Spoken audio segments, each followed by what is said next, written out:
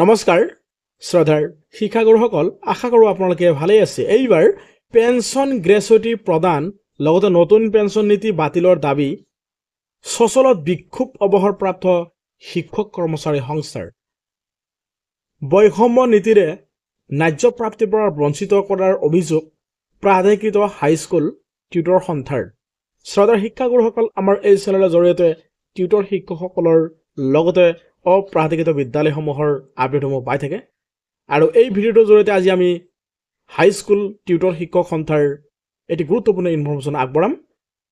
Gratuity আৰু পেঞ্চনৰ দাবীৰে প্ৰতিবাদমুখ সদৌ অসম অৱসৰপ্ৰাপ্ত শিক্ষক কৰ্মচাৰী সংস্থা।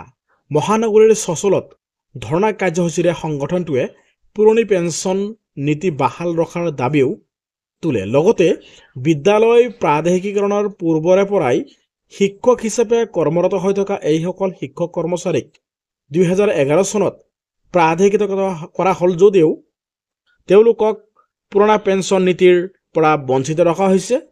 যিহেতু তেওঁলোকে নতুন পেঞ্চন নীতি বলবৎ কৰাৰ পূৰ্বৰে পৰা কৰ্মৰত হৈ আছিল, গতিকে তেওঁলোকক এই অল্ড পেঞ্চন স্কিম যিটো আছে পুৰণি পেঞ্চন নীতিৰ আওতাত ৰখাৰ বাবে পুনৰ দাবী উত্থাপন কৰিবলৈ অৱসৰপ্ৰাপ্ত শিক্ষক কৰ্মচাৰীসকলে ৰাজপথলৈ ওলাই আহে। প্ৰতিবাদীকাৰীসকলৰ দাবী, এমাহ এবছৰ চাকৰি কৰিলেও গ্ৰেচুইটি দিম বুলি মাননীয় মুখ্যমন্ত্ৰীগৰাকীয়ে যি প্ৰতিশ্ৰুতি দিছিল সেই প্ৰতিশ্ৰুতি এতিয়া পালন কৰিবৰ সময় সমাগত।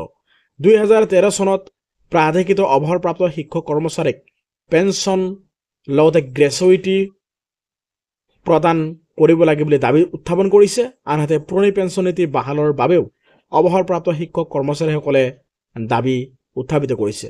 ইফালে সংবাদমেল যোগে শিক্ষা বিভাগৰ বিৰুদ্ধে সৰব হৈ সদৌ অসম প্ৰাধিকৃত হাইস্কুল টিউটৰ সন্থাৰ দিছপুৰ প্ৰেছ ক্লাবত এখন সংবাদমেল সম্বোধন কৰি সংগঠনটোৰ মুখ্য দাবী হৈছে 2021 চনত মাধ্যমিক বিদ্যালয়ৰ প্ৰাধিকৃত আইন সংশোধনী 2018ৰ আধাৰত নিযুক্তি পোৱা এই টিউটৰ কৰ্মচাৰী আৰু অনা শিক্ষক কৰ্মচাৰীসকলৰ মাহিলী নিৰ্দিষ্ট যি ন্যূনতম মজুৰি আছে সেই মজুৰি বাতিল কৰি প্ৰাধিকৃত আইনৰ অধীনত অন্য শিক্ষকসকলক প্ৰদান কৰা সম পৰ্যায়ৰ দৰমহা প্ৰদান কৰিব লাগে। যিহেতু ওৱান নেশ্যন ওৱান আমব্ৰেলা, শিক্ষকসকল একেখন আমব্ৰেলাৰ তলত আছে, গতিকে ইয়াতে দ্বৈত কেডাৰ ভংগ কৰিব লাগে।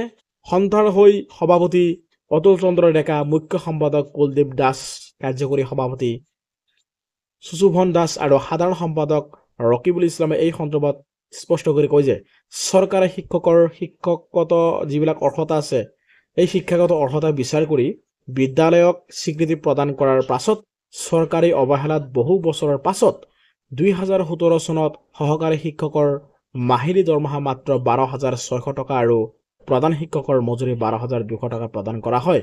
কিন্তু ইয়াৰ বিপৰীতে শিক্ষকৰ সলনি টিউটৰ হিচাপেহে নামাকৰণ কৰা হয়। শিক্ষা বিভাগে এই পদত নিযুক্তি লোৱা টিউটৰসকলৰ চাকৰি শিক্ষক হিচাপে প্ৰাধিকৃত নকৰি এক বিশেষ নিয়ম প্ৰয়োগ কৰি টিউটৰ হিচাপেহে চাকৰি প্ৰাধিকৃত কৰিলে। ইয়াৰ ফলত শিক্ষকৰ সম মৰ্যাদাৰ দৰমহাৰ পৰা বঞ্চিত হ'ব লগা হৈছে আৰু হাইস্কুল শিক্ষক টিউটৰ শিক্ষক সন্থাই এই সংবাদমেলত লগতে ইয়াকো দাবী উত্থাপন কৰে যে টিউটৰ শব্দটো বাতিল কৰি এতিয়াৰ পৰা শিক্ষক হিচাপেহে তেওঁলোকক নামাকৰণ কৰক। তদুপৰি প্ৰাধিকৃত টিউটৰক পূৰ্ণ পৰ্যায়ৰ শিক্ষকলৈ উন্নীত নকৰা পৰ্যন্ত সম মৰ্যাদা সম্পন্ন দৰমহা প্ৰদান কৰিবলৈ যিটো দৰমহাৰ প্ৰদান ইকুইভেলেণ্ট সম কামৰ সম মৰ্যাদা তেওঁলোকক মাহিয়াৰ দৰে চোৱা হৈছে। অন্যান্য শিক্ষকসকলৰ সমানে তেওঁলোকে যিহেতু কৰ্তব্যত কৰ্মৰত হৈ আছে, গতিকে সম কামৰ সম মৰ্যাদা প্ৰদান কৰিবলৈ দাবী উত্থাপিত কৰিছে আৰু লগতে টিউটৰ শব্দটো তেওঁলোকৰ নামৰ যি টিউটৰ শব্দ এই শব্দটো মচি পেলাব গৈছে, বাতিল কৰিব গৈছে। গতিকে এই শিক্ষকসকলক বিভিন্ন নামেৰে নামাকৰণ নচলিব বুলি তেওঁলোকে দাবী উত্থাপন কৰিছে। ইয়াৰ সুফল নিশ্চয় আহিব অতি কম সময়ৰ ভিতৰত। আমাৰ এই চেনেলটো ছাবস্ক্ৰাইব কৰিবলৈ নাপাহৰিব। ধন্যবাদ।